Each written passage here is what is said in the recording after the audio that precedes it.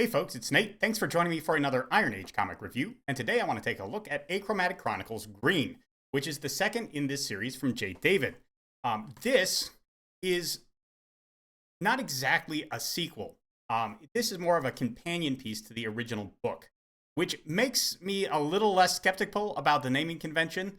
Naming the volumes after the colors they chronicle is certainly an interesting idea, but I think it will make it harder for people to figure out where to start as more of these stack up. And I would hope that in future printings, there would be more clear indications what order to read these in, especially since these are targeted at a younger audience who are not necessarily going to have access to, for example, the series website where they can just scroll through and see what order they're supposed to read through everything in. That said, this is a very good project from Mr. David, also known on the internet as Drunk3PO. And if you're worried about that username, don't. This is definitely a kid series, and while I don't know a whole lot about J. David's online persona, the name may seem a little off-putting, but this is a very, very, straight, clean book for late elementary or early middle school age readers. There's nothing to worry about there.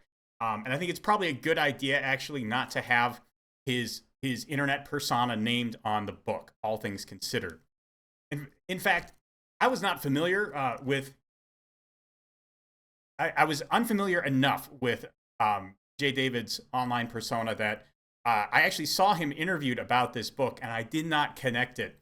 I had heard the name before, but I didn't connect it with him. So, all in all, if you are concerned about the Geeks and Gamers squad and their kind of, rowdy personas online, none of that comes through here, and I think that is a very good creative choice. This was also funded through Ripasend, and I want to take a quick moment since I think a lot of these indie businesses are interesting to study how they are put together and how they work out. This was a very well-run and quickly delivered campaign. I have praised Iconic Comics in the past for having a very smoothly put together system for delivering their work to their backers. And I think that Ripasend is just as trustworthy if what I have seen in this project is any indication. Now, this is the only thing I've picked up that moves through that program, so I don't have a huge sample to base this on. But I think this funded at the end of December, maybe at the end of November. I would have to go back and check. But I have it here now, and I got it on the 8th of February. That's a really good turnaround, especially in the indie sphere. Let's talk about the book itself. It's a very nice quality book. It is perfect bound, as you can see. The printing is a nice satin page, as you can see here. It's got a slight gloss, but not a really high gloss. If you've been around here for a while, you know I'm not a fan of high gloss papers. I think they actually make the art less easy to read, especially under good light, which is how you should be reading anything with illustrations in it, in my humble opinion. So this is, I think, the optimal reading gloss on a paper. The art is pretty good. The artist is Eric Hudson, and he returns from the first book. It is a nice kind of storybook quality of art. This is not, your highly rendered DC or Marvel art. This is aimed at a middle grade reader, and I think it's perfectly appropriate for the target audience. It's also appropriate for the kind of story. And the story is particularly interesting. I picked up on something in here that wasn't immediately apparent to me, I don't think, when I was reading Blue, and that is that this is a fairy tale. It is not, if you look at it, you see these kids that look like they're in middle school-ish kind of an age. They are trying to go out and have adventures and find themselves in a world that is very much more adult-focused than it is kid-focused. You might think of something like The Goonies, a 80s adventure movie, and that's not really what this is. This is more of a fairy tale akin to the Chronicles of Narnia. And I don't think I made that connection or assessment in my review of Achromatic Blue. And I think it's important to point that out because it sets the expectations for the story much better. Now, the basic premise in this book is not a whole lot different than it is in Achromatic Blue, except that the protagonist is different. Now, if you haven't read Blue, a quick recap. That book focuses on John, and he lives in a world of black and white until he finds a sentient speaking ball of color. That color, of course, is blue. And pretty much the same thing happens in this story, except this story revolves around Fortuna, who is John's best friend, I think, for lack of a better way of putting it. Certainly they are friends. And Fortuna finds green, which, again, probably not a surprise based on the cover and the title. Now, this book I call a companion piece rather than a sequel because much of what happens in here happens either before or during the events of Achromatic Blue. But it's all told from Fortuna's point of view. And it's an interesting contrast because John struggles a lot with being different. He knows he's different from the people around him, and he's okay with that. Fortuna has a very different struggle. She wants everyone around her to like her. This is, she's a girl that's about 11 or 12, and at that age, you are much more concerned with the opinions of your peers and the social pressure coming in there.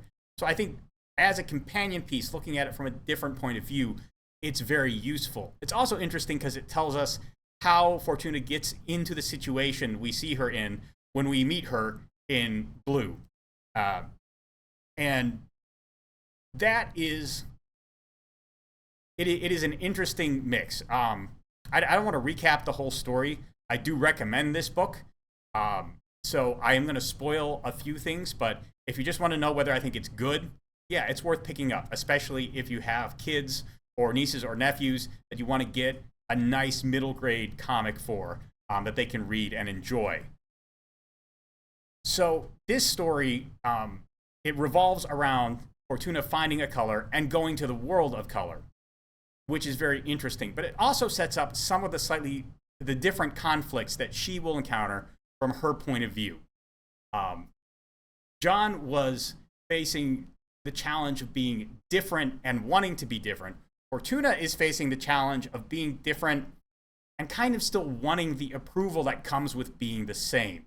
She doesn't want to be the same. She just wants that sense of being liked and being approved of. She's looking for positive emotional reinforcement. And I think that's partly because her mother seems to have disappeared because she was also different. It is an interesting set of conflicts for a female character in a coming-of-age story as opposed to a male character in a coming-of-age story. And that's reflected by what Fortuna finds when she transfers into the world of color.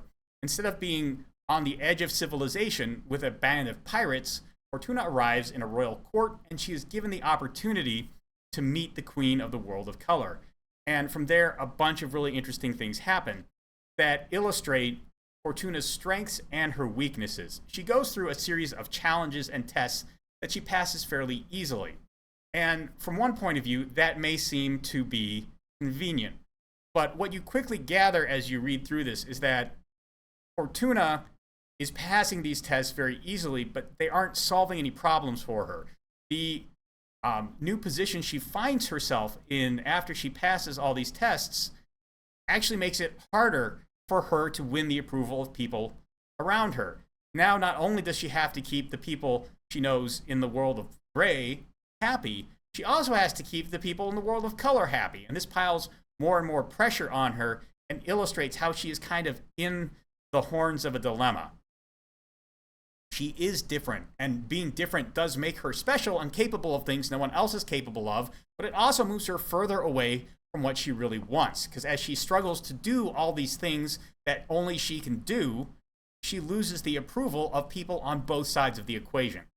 It's a very fascinating look into the psychology of someone who is coming of age, because there is often a sense when you're young that you can do anything. Whether that's true or not is a whole nother issue. But you feel like you can do anything. Then as you strive to do everything, you inevitably disappoint people, and that piles pressure on you, which can be very hard to deal with. This is a very different challenge than the challenge of wanting to find something to do, which is what John had in his story.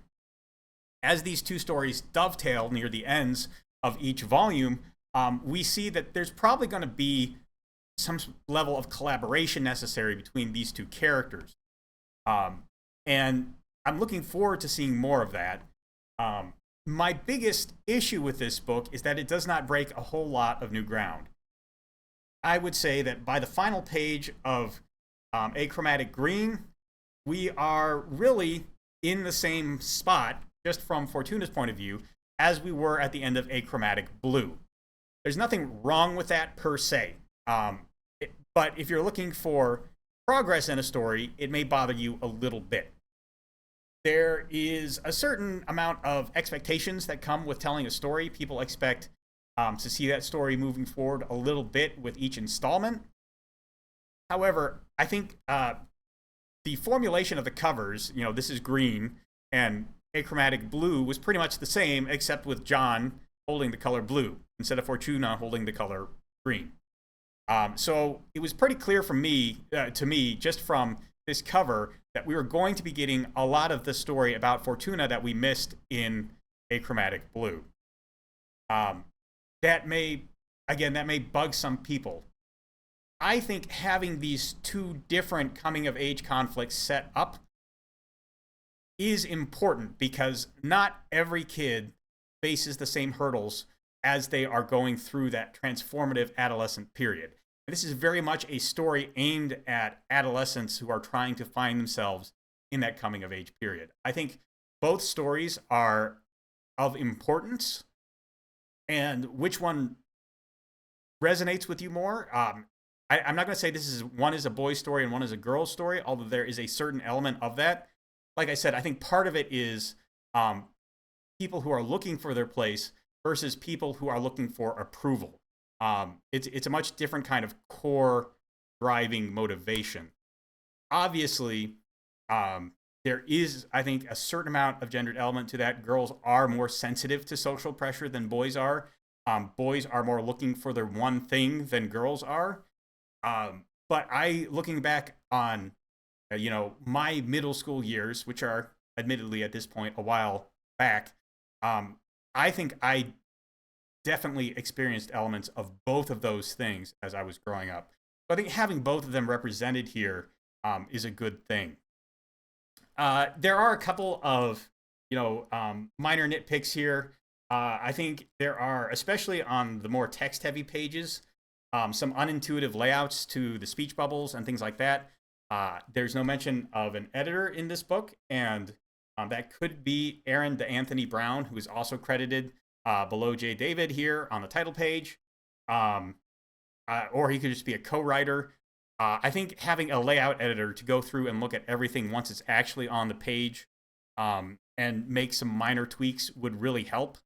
There is, of course, a certain point, once your letter has gone over everything and you've spent all this time writing it, where you just don't catch the little details anymore.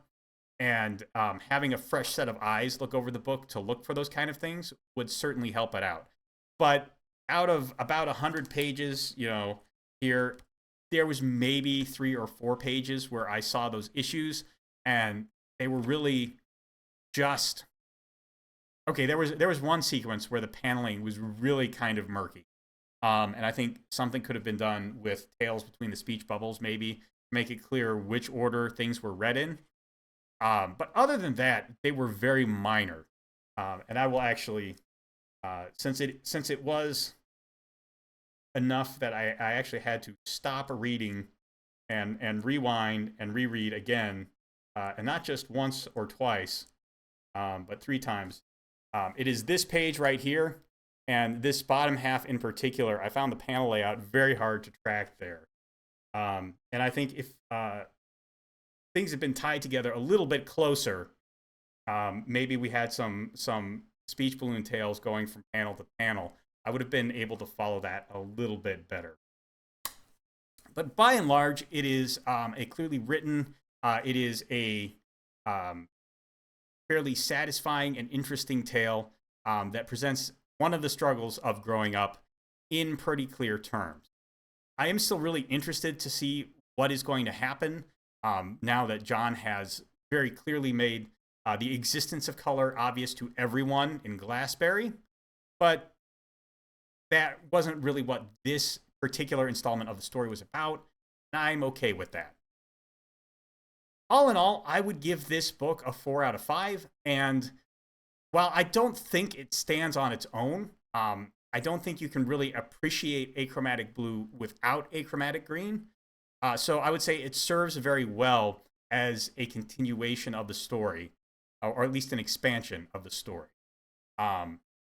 So if you read achromatic blue and you enjoyed it, achromatic green is definitely worth picking up. But if you're looking to start the series, this is definitely not a good way to do it. I don't think Fortuna's story holds together quite as well without John's as John did without hers. But I think that was partly because you were intended to get this one after John's. So, if the order were reversed in the way they were written, I'm sure it would work fine.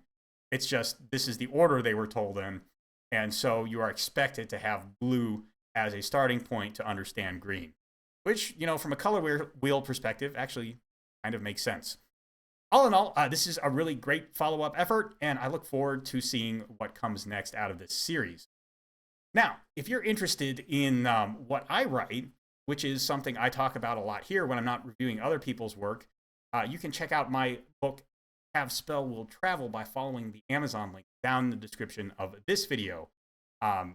It's really the only thing I do to ask people who enjoy what I do here to support. So if you're interested in checking that out, or you just appreciate the kind of story discussions I do here or the reviews I do here, give that a look.